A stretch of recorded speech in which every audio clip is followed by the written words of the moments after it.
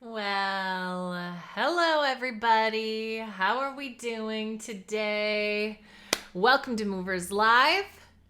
Every Thursday, I'm coming in here with you for the next several weeks, bringing you a quick training on something every week that I think is going to help us step into the place where we are ready with a signature talk that can transform your business. And today we are talking about 3 ways that we can write our talks faster. Because I don't know about you, but anytime I can shave a little time off a process, I'm all about it. Now, the key is we're going to talk about 3 things you can do that will help you write your talk faster without sacrificing the important parts that we need to do in order to do something real and that moves our audience. They're not shortcuts, but they are going to help you move through the process faster. Okay, so who is here with me right now? Let me know in the comments. I would love to see. I've got this really cool program called Ecamm Live, and I'm still playing with it. I'm getting to know it. And for those of you who do things virtually, maybe you're familiar with Ecamm, and if you're not, I'm having a lot of fun with it. It's really cool. In fact, this morning, they just released a beta version that allows me to do my interviews in Ecamm. Game changer. I'm so excited about it. And yes, Kelly's here. Hi, Kelly. Great to see you. And of course, you guys, this experience gets put eventually over into my new Facebook group. I mean, not my Facebook group, the other thing. We're in my Facebook group right now. Hi, you're here. I mean, YouTube. It's going to be uploaded into YouTube. Hi, YouTube. So eventually, some folks are going to be able to watch it over there. And if you have not yet, joined me over in YouTube and hit subscribe and everything. I hope that you will, because these are not the only things that are over there. Podcast conversations, interviews with people, some just fun videos that I've made are all over there. So I really hope that you will follow along with us over in YouTube. And stick with me here. After this short training, at the end, I will take questions. So as you're going along, if you think of something, throw it in the comments. I will see those. I may not take them right that moment. I may wait till the end before I can really take it. But I want to, and I love it. I love taking your questions. It's my favorite part. Unscripted, baby. That's what we're all about. Okay, so today we are talking about 3 things that you can do to move through the writing process a little bit faster. And this feels really timely because some of my speakers are in the process of writing and moving towards our showcase that is next Thursday, a week from today. You'll see some stuff. I'm able to schedule it today because it's a week out. So you'll see some things in the group here. But next Thursday evening, we are doing the STS, or that's short for Signature Talk Studio Showcase. And the STS Showcase is, it's the first time doing it, but I'm really excited. We're going to be highlighting those students who joined me in the STS program this summer. And it's great timing because in a few weeks, it opens up again. So if you have that little nagging feeling in the back of your head, if you want to leverage your speaking more for your business on behalf of a message or an idea, pretty soon you're going to have the opportunity to join me in it. It was a really special experience. I'm not going to lie. I'm not just saying that because I'm super biased. Totally admit that. But it was a really incredible experience. And these people are amazing. And I cannot wait for you to hear from them. So that's next Thursday. And some of them, even though they've been through the program, but of course, whenever you're facing a high stakes deadline, it's like you're back into creation mode. And some people got stuck in creation mode when we were in the program and in the process. And so I am helping them find a way through that. And so I've been thinking a lot about what can we be doing on the day-to-day so that we don't show up in that moment like, oh crap, I don't know exactly what I want to talk about. I just don't feel inspired, and all the things that are very typical. There's really no avoiding it, but there's a few things we can do to smooth that process out a little bit. And so I want to share that with you. So the first thing I want to share with you is really something that has to be done all the time. It's an everyday thing. And that is really embracing self-discovery and creative growth. And those two pieces really go hand in hand. You can't grow creatively and not be on a self-discovery journey or a self-improvement journey. They go hand in hand. And the truth is, if we waited until the moment we sat down to create, for the brilliant ideas to come to us and for creativity to strike and for inspiration and to just have all of the amazing things that we want to share and say and do right at our, just to come forth from within. It's just creativity doesn't work that way. It does not work on our timelines. And so this is something we have to be focused on all the time. So if you are not currently working on a talk, I want you to think about being on the process of it all the time. And when we do that, we become much more attuned to all the amazing resources, ideas, genius moments, the ahas, all the stories that strike us as we are moving along. We begin to see connections everywhere to that idea, right? Even if it's a very general idea.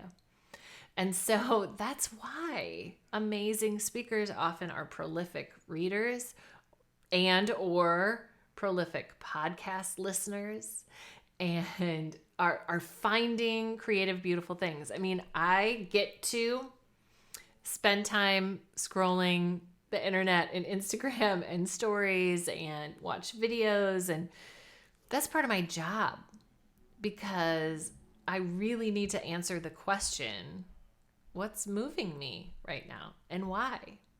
And what does that remind me of? And what is the analysis? What do I have to say about it? And capturing those in some way. So we really have to embrace that the process of creating a talk is a process of self-discovery and creative growth, and there's no specific timeline for that. It happens all the time. We can't control when the genius hits us, when the genius gets to join us in the room, yes?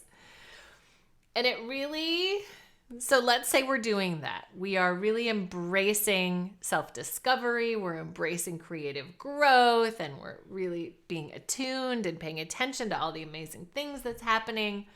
Well, what we also have to do then is have a place where we are capturing these genius things, and specifically capturing stories. Really having a sense of what those stories are that you can dig into. Yes, from your own life, but also interesting stories that you read about or see or hear or stories can happen in the very everyday moments. So that's part one of this, is we've got to have a place where we dump all of that so that when we sit down, when we're like, oh gosh, I've got to write a talk about leadership, you can go to your story vault, your library, and know that you've got good stuff in there, that you don't have to be holding it in this little space for that moment. It's like your library is there, you've captured these ideas. Now, importantly, you can have a library, but if they're just, because for years, I just had like a long list of stories, of moments from my life or memories or funny, creative things that I read about or saw about or whatever. I had a whole list of them. That didn't help me that much because when you sit down to write, you're like, oh, what's that story again? And, oh, yeah. And you have to kind of rehash each one of them as you're assessing whether or not it will work for this particular moment or this talk or whatever you're trying to do with this moment. If when you add a story into your library, you think about the ways in which it could be used, you index it essentially. If you can do that, then it becomes so much easier to pull the right story into your talk in the right moment. So for instance, I have a story that I love to tell about scuba diving. I went scuba diving on my honeymoon. That was a long time ago. Been married a long time. And truth be told, my husband was the one who really wanted to go scuba diving. I'm having trouble today, you guys. And yesterday too. I think it's because I'm wearing these headphones and there's like a slight delay, so I can't totally hear myself. Anyway, my husband loves scuba diving, turns out, or was really super excited about going. Scuba diving, I was willing, but it really felt like my first sacrifice as a wife. I was like, you are really invested in scuba diving? Awesome. I will support you in that and go with you. But we were not evolved enough for me to go, hey, good for you. I'm going to go to the spa. Okay, you go scuba diving, I'm going to go to the spa. Now that's probably what I do. But back then I was like, okay, let's do this together. And I'm a really good swimmer. I taught swimming lessons for a long time. I'm a very good swimmer, so I trust myself. But it's just the ocean. The ocean is scary in my mind. It's like space, but underneath us. Is anybody else freaked out by the ocean? I'm kind of freaked out by the ocean. And the more I think about it, the more freaked out I get. So, I live in Minnesota. I live nowhere near the ocean. Lakes, give me a lake. Even a murky lake, I'll take it over the ocean. So we are heading out to where we are going to be scuba diving. And it turns out everybody else we were diving with had done it before. And Andy and I were the only new ones to this whole experience. And he asked me if I was an experienced swimmer. I said yes. And I think our instructor took that to mean she's going to be fine. So truly the only instruction that we got on how to do this was like on a flip chart on the way to our dive spot in this really jumpy, bumpy catamaran. And I started freaking out. I was like, how are we going to breathe? And how does this work? And you have to pass this test. And oh my gosh, I will never forget the moment where you're lowering down into the water and I've got my oxygen tank and I will not let go of this thing. I'm just holding it with both hands and the water's just coming up. And I'm hyperventilating. I was so scared. It turned out it was fine. I think maybe I have permanent hearing damage from that whole experience, but anyway, it's a whole thing.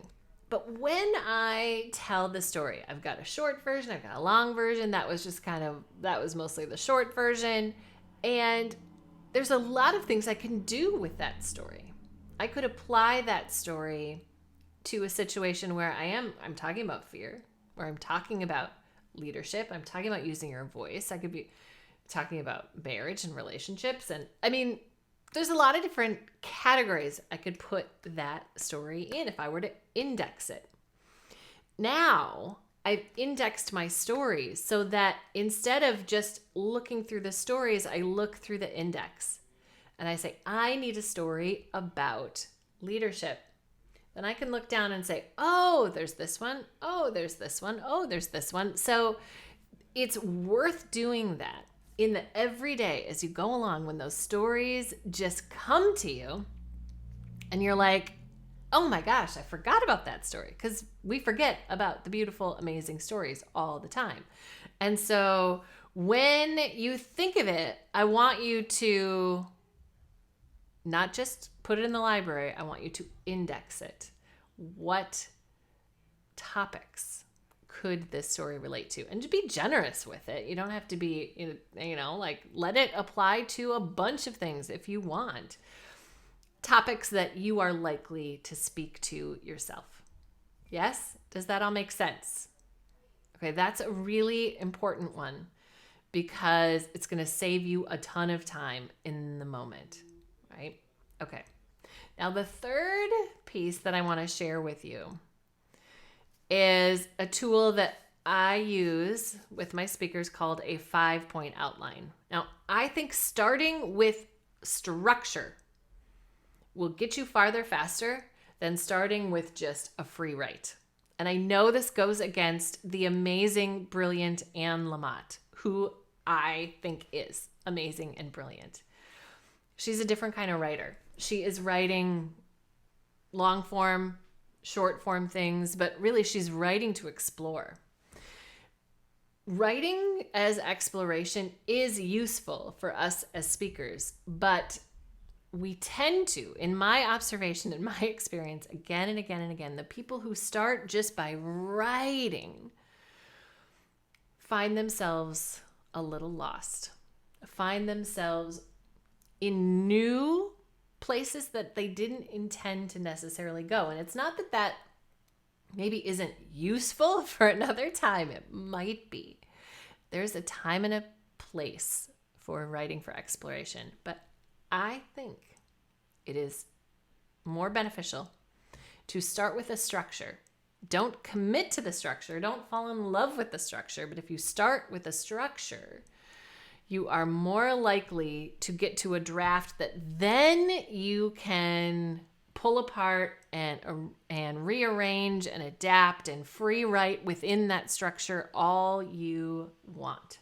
Okay, so I want to offer up to you what I think a great structure is, and the structure that I recommend to my students to start out with, and that is called the 5-point outline. It's not rocket science, and it's definitely not new. It's a very classic structure. It's an introduction, 3 points, and a close. I use it all the time. I use it in these. I use it in some of my lives. It can kind of expand and contract as needed based on your timeline and the structure that maybe you've been given for a particular thing. But when I start with structure, when I start with some limitations, actually within that, I feel freer.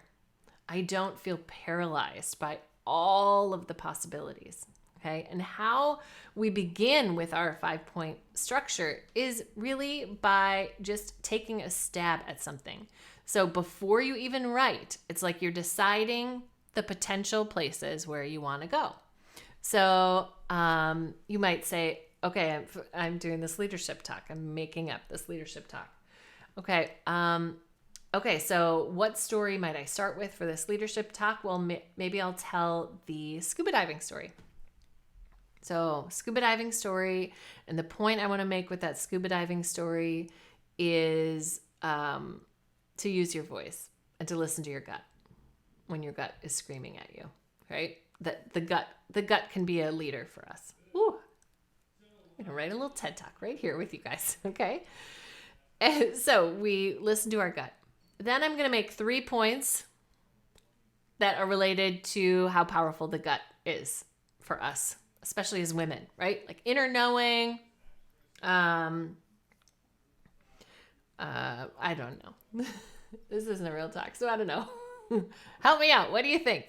Let me know in the comments if you can think of a few other things that I could say about leadership as your gut as a leadership source, right? Yes, maybe something about women in particular, and then maybe something about like the logic emotion balance. I don't know. Okay. All my Enneagram coaches are like, talk about the Enneagram. Totally. Right? Okay. Then you just are brainstorming 3 things that you could say. Don't overthink it, just 3 points. Then you think of a close, if there's a quote that you love or a final statement. And the close you can wait on a little bit more if you need to, okay? Because it writes itself in a lot of ways. We usually write the close all throughout the talk. And we end up having to go back and find it and pull it and just like put it at the end. Okay.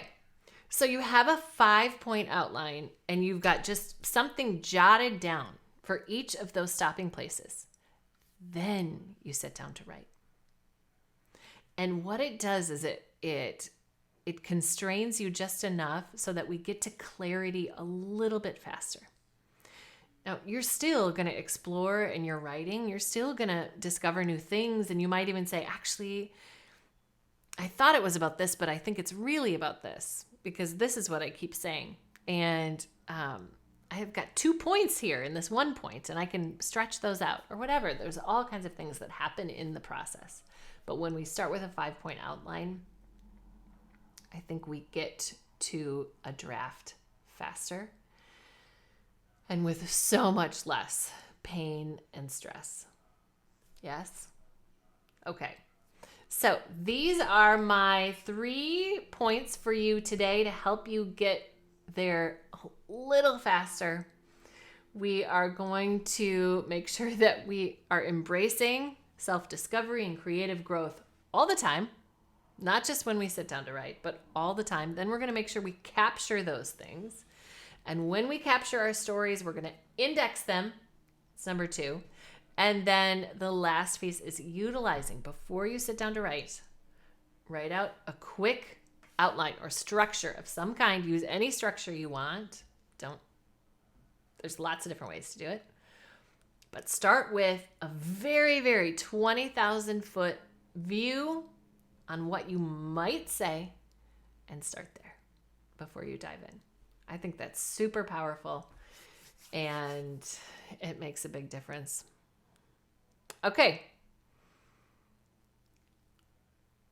I'm here for questions if you have them, and if not, that's okay too. It's such a gorgeous day today, you guys. Are you getting outside? Are you there? Okay. Well, we're chatting, see if questions come in because I know I'm a little behind, or I'm ahead, you're behind. I don't know. There's a little bit of a delay. So I'll pause here and wait and see if any more questions come in. But I want to make sure of a few things. I mentioned them at the top and I want to come back to them here. I'll be doing this weekly, so please come join us live. It's super fun. I love seeing you here, and especially because it's a chance for you to ask questions. On October 12th, wait, one more thing before that. Next week, the Signature Talk Studio Showcase goes live Thursday night. It will be broadcast into the Be Moved Speaking Facebook page. So not this group. It'll be on the Facebook page, and I will probably restream it into here if you want to catch it that way as well, because I want to share it as many places as we can, because these people are brilliant and they've been working really hard, and I can't wait for you to be inspired by their bravery and learn something too, because they're brilliant. Okay, so that's Thursday. Then the following Monday, we start our 5-day challenge. And this is a tiny little peek into that challenge. It's 5 days to take you from, I want to speak, but I'm not quite sure what about, to, okay, I've got my topic, I've got my building blocks, I am ready to do this thing. And then I will be inviting you into the Signature Talk studio. You don't have to join the studio to be in the challenge. I just want you to come join me in the challenge because I want to get more people out sharing their voice with the world. So that is my hope, is that you will join us for that. If you are in the group, you're going to see the challenge, but I want to make sure that I have your email address, and not just because a lot of you are on my list already, but I want to know that you want in on the challenge because there's specific communication that needs to go out about the challenge. So I'll be bugging you guys about that over the next week, but I want to make sure that you get signed up into the challenge specifically. Okay, we're going to be doing giveaways. I'm planning some of that giveaway stuff today. There's a lot to do. I'm really excited about it.